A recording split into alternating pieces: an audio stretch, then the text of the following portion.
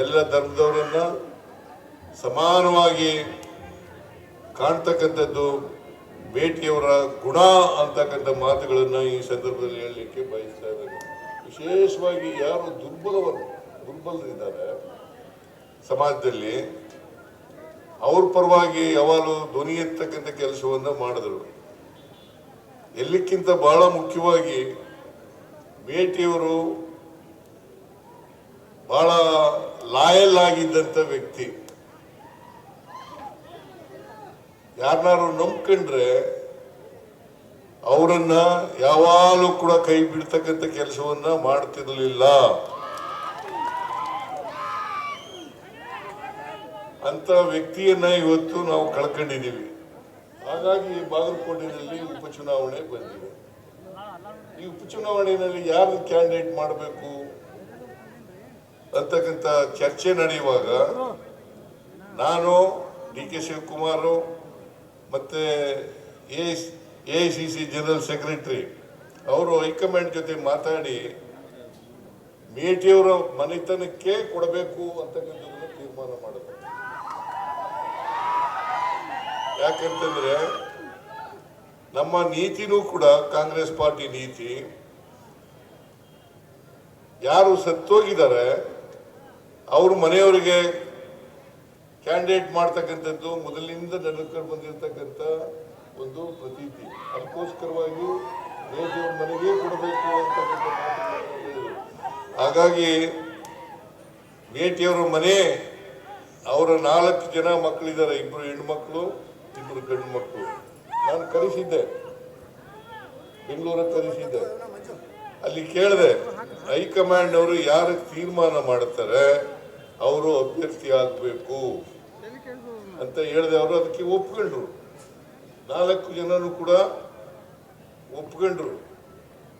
ಒಪ್ಕೊಂಡು ಹೈಕಮಾಂಡ್ ಜೊತೆ ಮಾತಾಡೋದು, ಗಂಡು ಮಕ್ಕಳು ಕೊಡೋಣ ಅಂತ ಹೇಳಿ ತೀರ್ಮಾನ ಮಾಡೋದು. ಅದರಲ್ಲಿ ಯಾರಿಗೆ ಕೊಡಬೇಕು ಅಂತ ಹೇಳಿದಾಗ ಹೈಕಮಾಂಡ್ ಅವರು ಉಮೇಶ್ ಮೇಟಿಯವರಿಗೆ ಕೊಡೋಣ ಅಂತ ಹೇಳಿ ತೀರ್ಮಾನ ಮಾಡಿದ್ದಾರೆ.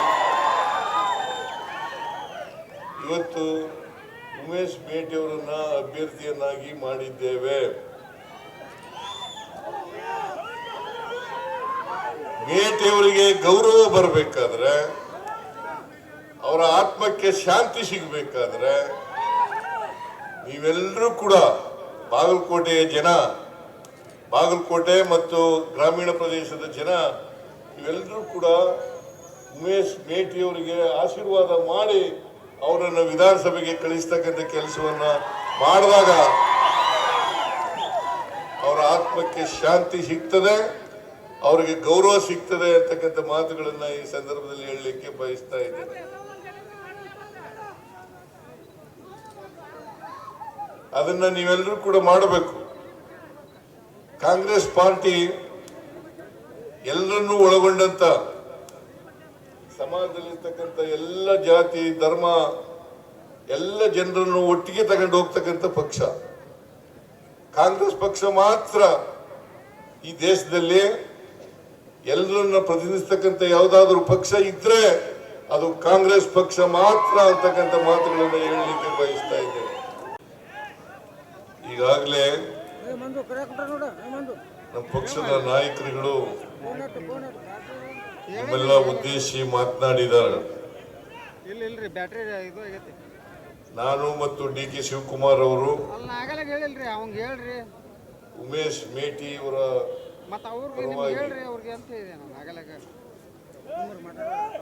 ಇವತ್ತು ನಾಮಿನೇಷನ್ ಆಗ್ತಕ್ಕಂಥ ಕೊನೆಯ ದಿನ. ಈ ಕೊನೆಯ ದಿನದಲ್ಲಿ ನಾಮಿನೇಷನ್ ಪತ್ರ ಮೇಟಿಯವರು ಹಾಕಿದ್ರು. ನಾವೆಲ್ಲರೂ ಕೂಡ ಆ ಕಾರ್ಯಕ್ರಮದಲ್ಲಿ ಭಾಗವಹಿಸಿದ್ದು. ಅದಕ್ಕೋಸ್ಕರ ಬೆಂಗಳೂರಿಂದ ಬಂದು ದಾವಣಗೆರೆಯಲ್ಲಿ ನಾಮಿನೇಷನ್ ಹಾಕಿಸಿ, ಅಲ್ಲಿಂದ ಬಾಗಲಕೋಟೆ ಬಂದು ಇಲ್ಲಿ ನಾಮಿನೇಷನ್ ಹಾಕಿಸಿ ಈ ಕಾರ್ಯಕ್ರಮದಲ್ಲಿ ಭಾಗವಹಿಸಿದ್ದೇವೆ. 2 ಉಪಚುನಾವಣೆಗಳು ರಾಜ್ಯದಲ್ಲಿ ನಡೀತಾ ಇದ್ದಾವೆ. ಒಂದು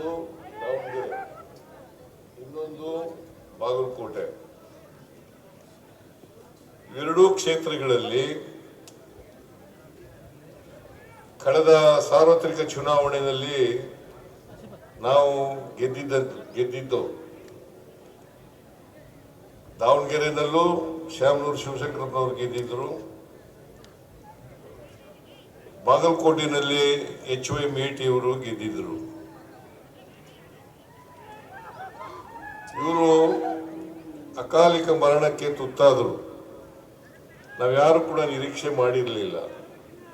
ಇವರು ಮಧ್ಯಕಾಲದಲ್ಲೇ ಕಾಲವಾಯ್ತಾರೆ, ಉಪಚುನಾವಣೆಗಳು ಬರ್ತವೆ ಅಂತಕ್ಕಂಥ ನಿರೀಕ್ಷೆ ಮಾಡಿರಲಿಲ್ಲ. ನಾನು HY ಮೇಟಿಯವರನ್ನ ಆಸ್ಪತ್ರೆಗೆ ಹೋಗಿ ಭೇಟಿ ಮಾಡಿದ್ದೆ. HY ಮೇಟಿಯವರು ಹೇಳಿದ್ರು, ನಾನು ಯಾವ ಕಾರಣಕ್ಕೂ ಕೂಡ ಸಾಯಲ್ಲ, ನಾನು ಬದುಕ್ತೇನೆ ಅಂತಕ್ಕಂಥ ಮಾತುಗಳನ್ನು ಹೇಳಿದ್ರು. ಆದರೆ ಅವರು ನಾನು ಭೇಟಿ ಮಾಡಿದ 4-5 ದಿನದಲ್ಲೇ ಕಾಲವಾದರು. ಅಲ್ವಾ ಭೇಟಿ ಅಲ್ವಾ? 4-5 ದಿನದಲ್ಲೇ ಕಾಲವಾದರು. ನಾನು ನಿರೀಕ್ಷೆ ಮಾಡಿರಲಿಲ್ಲ. ಮೇಟಿಯವರು HY ಮೇಟಿಯವರು 5 ಸಾರಿ MLA ಆಗಿದ್ರು, ಒಮ್ಮೆ ಲೋಕಸಭಾ ಸದಸ್ಯರಾಗಿದ್ರು, ಆಮೇಲೆ 2 ಸಾರಿ ಮಂತ್ರಿ ಆಗಿದ್ರು. ಪಾಪ ಜನಪರವಾಗಿ ಕೆಲಸವನ್ನ ಮಾಡಿದ್ದಂಥವ್ರು ಅಂತಕ್ಕಂಥ ಮಾತುಗಳನ್ನ ಈ ಸಂದರ್ಭದಲ್ಲಿ ಹೇಳಲಿಕ್ಕೆ ಬಯಸ್ತಾ ಇದ್ದೇನೆ. ಮೇಟಿಯವರು ಯಾವಾಗಲೂ ಕೂಡ ಬಡವರ ಪರವಾಗಿ, ಹಿಂದುಳಿದವ್ರ ಪರವಾಗಿ, ದಲಿತರ ಪರವಾಗಿ, ಅಲ್ಪಸಂಖ್ಯಾತರ ಪರವಾಗಿ, ರೈತರ ಪರವಾಗಿ, ಕಾರ್ಮಿಕರ ಪರವಾಗಿ ಇದ್ದಂಥ ವ್ಯಕ್ತಿ. ಎಲ್ಲ ಜಾತ್ಯತೀತ ವ್ಯಕ್ತಿಯಾಗಿದ್ರು ಅಂತ ಹೇಳಲಿಕ್ಕೆ ಬಹಳ ಹೆಮ್ಮೆ ಆಗ್ತಾ ಇದೆ ಅಂತಕ್ಕಂಥ ಮಾತುಗಳನ್ನ ಈ ಸಂದರ್ಭದಲ್ಲಿ ಹೇಳಲಿಕ್ಕೆ ಬಯಸ್ತಾ ಇದ್ದೀನಿ. ಆಸೀನರಾಗಿರ್ತಕ್ಕಂಥ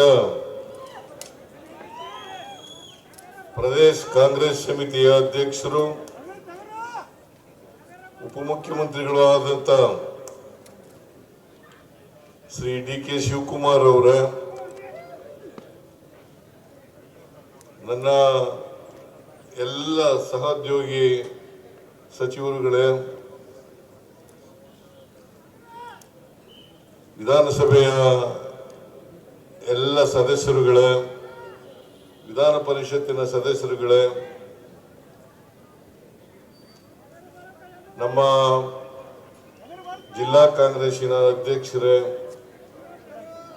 ವೇದಿಕೆ ಮೇಲಿರ್ತಕ್ಕಂಥ ಎಲ್ಲ ಮಾಜಿ ಶಾಸಕರುಗಳೇ, ವೇದಿಕೆ ಮೇಲಿರ್ತಕ್ಕಂಥ ಎಲ್ಲ ನಮ್ಮ ಪಕ್ಷದ ಮುಖಂಡರೇ,